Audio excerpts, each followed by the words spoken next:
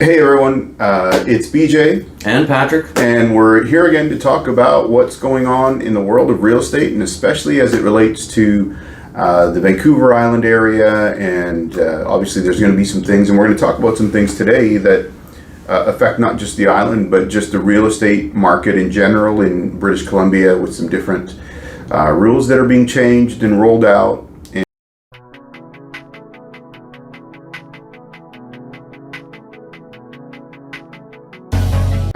Patrick, we were talking about this before, is this goes back to really the last 2 years when the market was just ballistic, right? Yeah, that's when we've seen the most amount of irresponsible behavior when it comes to, well, it's buyers and sellers adapting to the market and being competitive. And as a result, well, new policies have come forward to help with consumer protection because of those behaviors. Yeah. So so what basically happened was, as a result of the way the market was in BC period in general, where we were seeing multiple offers on every property, we were seeing people coming in, 100,000, 150,000, 200,000 over the asking price, and people are coming in with unconditional offers and maybe having some second thoughts after that. The province is rolling out a cooling off period, or a rescission period, where we don't have all the details yet. It's coming out for January of 2023, so we don't have all the details yet, but we want to talk about kind of conceptually what the idea is, why they came up with the idea, and what what they're hoping is going to be done as a result. I gotta say, Patrick, before we get into even the rest of it, the market has already fixed the problem. The market has already changed to fix this issue. Yeah, well, right? it feels like it's a little bit too little, too late. If the intention was to provide a chance, if somebody had cold feet making the unconditional offer because that's what they had to do to compete, or right. if it's this much over the asking price, and now they feel like, oh, maybe I overpaid for the house. Well, we can't go back in time and retroactively put this policy into place where it would have been really helpful 24 months ago, right? Yeah. So, yeah, I know. Now we're looking at a balanced market. Not everywhere is going to be balanced. There's some multiple offers still happening, right? But really, we're not going to be able to maybe exercise this option on a broad spectrum of the market, maybe for a few years from now. Sure. Right? Like, yeah, everything's sort of balanced, cooled off, and we're going through that cycle again. Not a big deal. But we may not see this being really widely used. But maybe we should explain. Yeah, I was going to say, let's talk about what the exactly idea what it is, so that we all understand. The idea of the rescission period is that a buyer will have 3 business days after acceptance of an offer to make a decision where maybe they want to pull out of the offer. There is a monetary value attached to that, so that people can't just go write a whole bunch of offers and just pull out of them.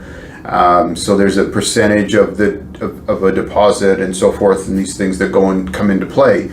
But the idea is that you, the buyer, will have the opportunity to to change your mind. Really is what it comes down to. But again, I think, like we said, Patrick, a lot of that has happened already. If we go back to the height of the market, I wrote on a property in a competing offer situation, and in the end, there were 29 offers on the property. Yeah, well, right? It was unbelievable, like the last 2 years have been, Right. But so that's not the market right now. Yeah. So, I get the idea of what they're trying to do. I just think they're, a little bit late in doing it, in implementing it. So I guess it's more to just talk about in general, where do we go from here?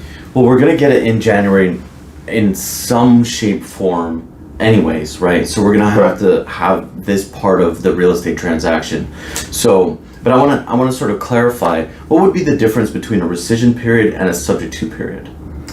We don't know all the details exactly how that fits, but I think the rescission period applies to unconditional offers. That makes sense to me. Yeah. Right. Whereas you have you have that time when whatever that time window that you negotiated when you have conditions. Right. So I'm thinking like when you have a subject to, whatever it might be in relation to, it's specific to what it's written for. If it's an inspection, if it's financing, Sure. if it's whatever. So if it does not meet the term, then it either satisfies the subject or it doesn't satisfy it. If you have parameters on that, depending Sure. on how it's written, all of Sure. that. A rescission period is you can change your mind with a reason or without any reason at all. Okay. That's how like when you're looking at Yeah, construction and they have a 7-day period, Right. there's no parameter around how you can remove it or be satisfied with it. Right. Right. And I do know in what I read earlier this week specifically, with what information we have thus far, Yeah. it does say that it's going to apply to all real estate transactions in British Columbia. Yeah, so I'm really wondering how does that apply if there is conditions on an offer, is there going to be automatically a 3-day rescission period built into it where you would have a deposit required? And if you exercise the rescission period, maybe we should fill that out as well. So it's being proposed, let's say proposed for now. Sure. It's being proposed if you have a rescission period. I'm guessing if it's an unconditional offer, but it seems like it might affect all offers, that there would be a penalty. There's going to be a mandatory deposit with your offer in the amount of 0.25%, so a quarter of a percent. I think it's going to be the offer amount, and if you exercise the option to rescind, it'll cost you that deposit. Right. That's what it looks like. But if you have subjects for, let's say, 7 days, subject to financing, inspection, whatever else you might like to have, or whatever you negotiate on, and it goes past the 7-day period, it almost feels like, why is there a 3-day rescission period built in? Because you just wait till the 4th day to avoid the penalty. But that means you're making offers with these deposit amounts that are held in trust, or at least, yeah, they're going to be held in trust at least until things are determined. Sure. And like we spoke earlier, you need both parties to sign off on releasing a trust. Let's say you don't go through with the deal, Right. and maybe there's no penalty, but to release that trust or that deposit amount from trust, you need both parties' signatures. That's right. Yeah. And now you might have a delay with somebody maybe not being available. Sure. Maybe they're working, maybe they caught a flight, whatever reason, they might not be able to sign it immediately. And you see with your clients another property somewhere, Right. and it's like, oh, wait a minute, we're going to need that deposit again Right. to write on something else. Right. Yeah. So It's gonna be a lot of things Yeah, to these think are all about, things right? that, yeah, right, Yeah. exactly. They're gonna have to figure this out and come up with all the details. And, we wanted to talk about this because we don't have all the details yet. And we're expecting to see them, we're about to roll into November. So I would think we're gonna see something in Some update. some I kind of hope. update in November. And so, and as we get that, we'll certainly be on here and talk about it. But I think, like we said, there's not something concrete on it. We know kind of the broad brushstrokes of what we are told it's going to look like. But, I guess we'll see, right? I know all the forms are being changed right now. Right. So there's a lot happening behind the scenes Right. for this to be implemented. But Right. they haven't told us, we haven't been told by the real estate boards exactly what to expect yet. Like, they don't know yet, so they can't tell us yet. Right. Yeah. Yeah. So very, very interesting new year on how transactions are going to be changed a little bit. Yeah. All for consumer protection. Right. The whole point behind it is to, if you have that cold feet, but, is it all moot now? Is it all a moot point Right. coming the new year? And maybe we'll be glad in 5 or 6 years when it is a wild, crazy market, if we ever see that again like we just did, Right. maybe we'll be grateful for it, or maybe we'll be wondering, why do we have this policy at all? Right. We'll see, right? Yep. Yep.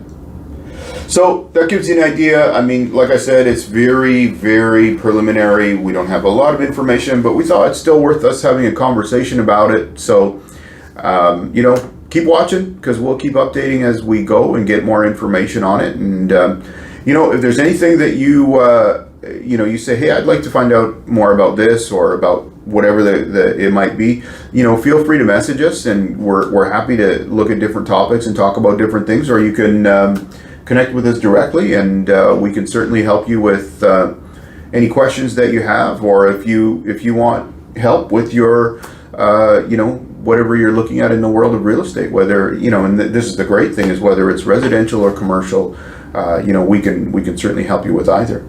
Yeah, absolutely. And there's so much more to talk about. We really talked about this from the buyer's perspective. Right. So at some point down the road, we'll get more information. We'll share that with you, and I think we'll try to lean on how does it affect the seller, and not as much the buyer, unless there's more information for the buyer, of course, right? So, yeah, absolutely. Thank you so much for joining us. Yeah, thank you for watching. We'll catch you next time. See ya.